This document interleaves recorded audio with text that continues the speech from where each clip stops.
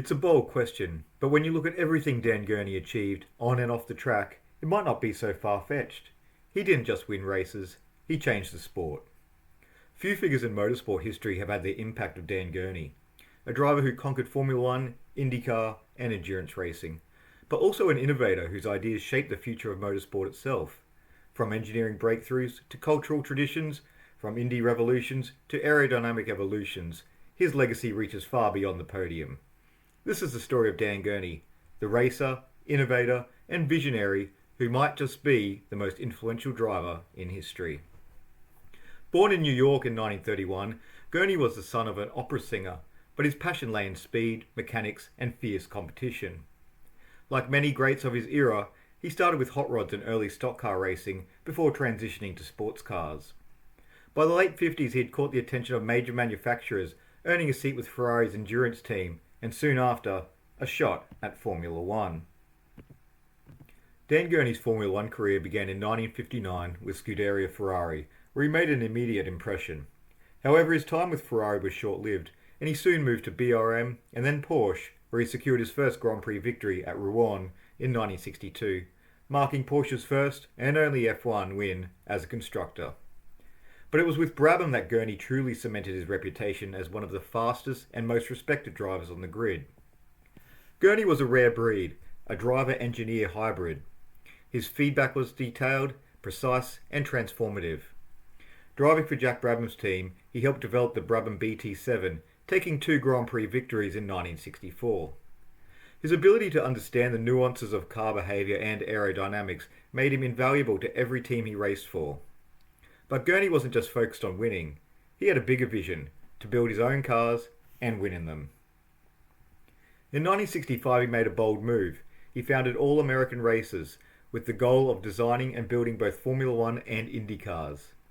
Just 2 years later, in 1967, he achieved what only one man had done before. He won a Grand Prix in a car of his own making, the Belgian Grand Prix at the fearsome Spa-Francorchamps, driving the Eagle T1G. It remains one of the greatest underdog victories in F1 history. But Gurney's vision extended far beyond Europe. It was Dan Gurney who convinced Colin Chapman to bring Lotus to the Indianapolis 500. In 1962, Gurney wrote a letter to Chapman urging him to bring his lightweight rear-engined F1 designs to America. At the time, Indy was still dominated by bulky, front-engined roadsters. Gurney saw the potential to rewrite the rulebook. Chapman listened. With Jim Clark behind the wheel and Ford backing the effort, the result was the revolutionary Lotus 29. In its debut at the 1963 Indy 500, Clark finished second, while Gurney, driving the sister car, finished seventh. The rear-engine revolution had finally taken hold in America. Without Gurney's push, Chapman may have never crossed the Atlantic, and the sport could have remained stuck in the past. It was the beginning of a seismic shift in American open-wheel design, and Gurney was the man who set it in motion. Gurney raced at the Indy 500 8 times between 62 and 70. He earned top 10 finishes 5 times, including a career-best second place in 1968, driving an Eagle he had helped engineer. Though he never took victory at the Brickyard as a driver, he was at the forefront of innovation. He was also the first driver to wear a full-face helmet at the Indy 500, putting safety ahead of tradition.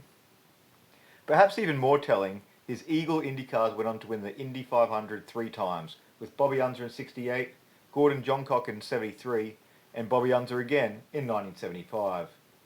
His designs became among the most successful and admired of the era. But Gurney was not only respected, he was beloved by his fellow drivers. Jim Clark once called him his toughest rival. Even Clark's father famously said, "Jim never feared anyone on the track, but he respected the skill of one driver above all, Dan Gurney."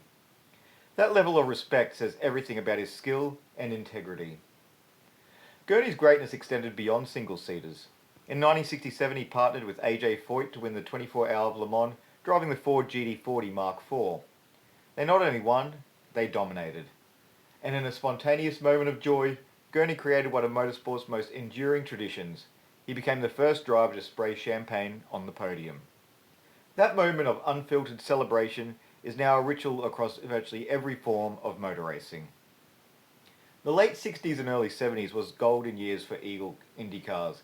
Designed and built by Gurney's AAR team, they quickly became the class of the field. As mentioned earlier, in 1968, Bobby Unser piloted the Eagle to victory at the Indy 500, and Eagles would go on to win races across the USAC Championship, including road courses and ovals alike. Their sleek design, innovation, and speed helped Gurney's car dominate a new era. Even after he retired from driving in 1970, Gurney's fingerprints were all over the sport, from the cockpit to the pit wall to the rulebook. By the late 70s, USAC, the body that sanctioned IndyCar, was floundering. The series was disorganised, outdated, and out of touch with team owners and commercial realities. Gurney led a movement for change. In 1978, he authored the now legendary Gurney White Paper, outlining a plan for a professionally run, team-owned series that would elevate the sport. This became CART, the Championship Auto Racing Teams, which launched in 1979 and transformed IndyCar into a global modern racing product. Gurney didn't just influence car design, he helped restructure the entire sport. Even after retirement, Gurney's genius never slowed. One of the most enduring contributions was the invention of the Gurney Flap, a small right-angled strip of material affixed to the trailing edge of a wing. This seemingly simple tweak improved downforce with minimal drag and revolutionised motorsport aerodynamics. Today it's used in Formula One, IndyCar, endurance racing, and even in aircraft and wind turbines. It's a perfect symbol of Gurney's brilliance, elegant, efficient, and quietly revolutionary. Even beyond open wheel and endurance racing, Gurney influenced NASCAR and sports car development. He supported Toyota's early NASCAR testing programs and consulted for racing teams well into the 2000s. His All-American Racing team also built cars in the IMSA GTP Championship, entering competitive machinery well into the 80s. Gurney's obsession with improving vehicle design, performance, and safety never stopped.